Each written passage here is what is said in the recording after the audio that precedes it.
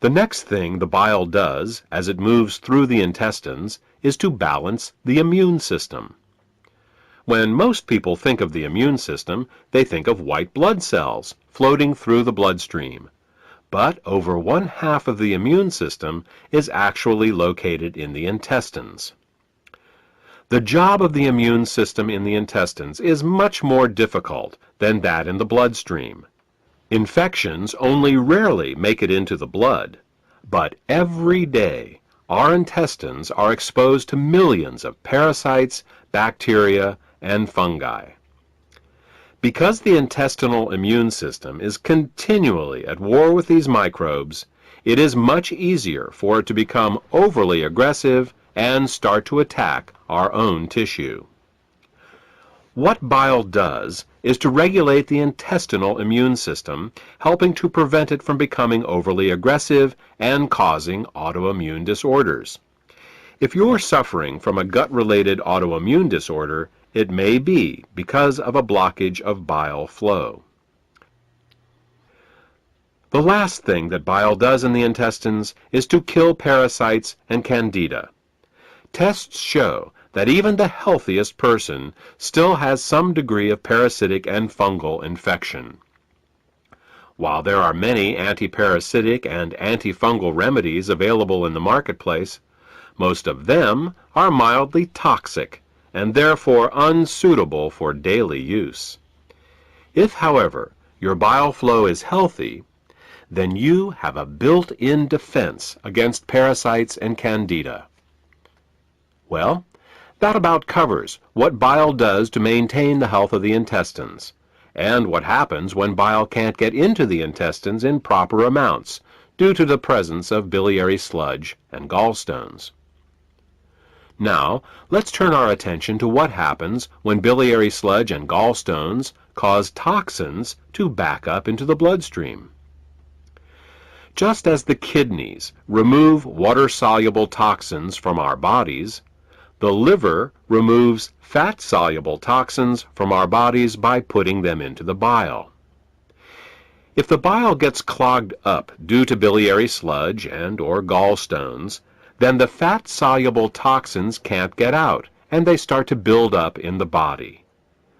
One of the first signs that bile is backing up is an increase in cholesterol. This happens because the only way cholesterol can leave the body is through the bile. Impaired bile excretion causes cholesterol levels to rise. It's that simple. In addition to the levels of cholesterol rising, bilirubin levels can also begin to rise. If they get to be bad enough, you can see the whites of a person's eyes, and sometimes their skin, take on a yellow tint. The technical term for this is jaundice. While an increase in cholesterol and bilirubin levels in the body is easy to recognize, the accumulation of other toxins is not. Literally thousands of toxins and chemicals are processed by the liver for removal through the bile each day. When gallstones and biliary sludge prevent these toxins from leaving the body, they begin to accumulate in the bloodstream and the tissues, causing all sorts of problems. Dissolving gallstones and biliary sludge is an often overlooked but vitally important part of any detoxification program. The last problem we will discuss, that is caused by bile backing up into the bloodstream, has to do with immune function. As we said earlier, bile plays an important role in the immune system of the intestines by keeping it from becoming overly aggressive. Unfortunately, what's good for the immune system of the intestines is terrible for the rest of the body. Studies have shown that when bile acids are present in the bloodstream, they inhibit chemotaxis and phagocytosis. These are fancy words for how well white blood cells can locate, move towards, and swallow infectious microbes.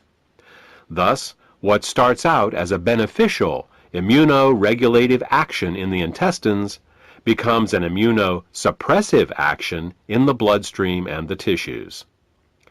These are all effects of bile backing up in the bloodstream. The final set of problems we will discuss is how biliary sludge and gallstones can affect the neighboring organs.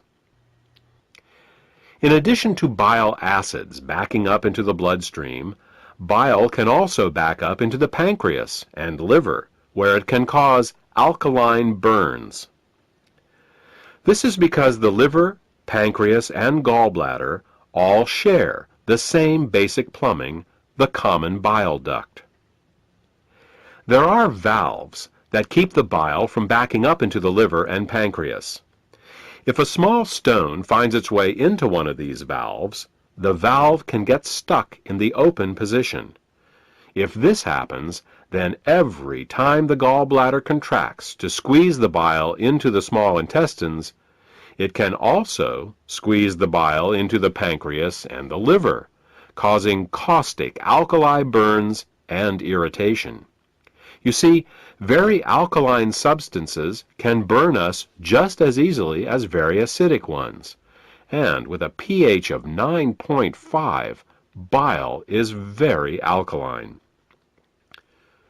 Mild alkali burns for a short time in these organs may only result in local irritation, but over a long period of time, these alkali burns can cause diabetes, hepatitis, and cancer.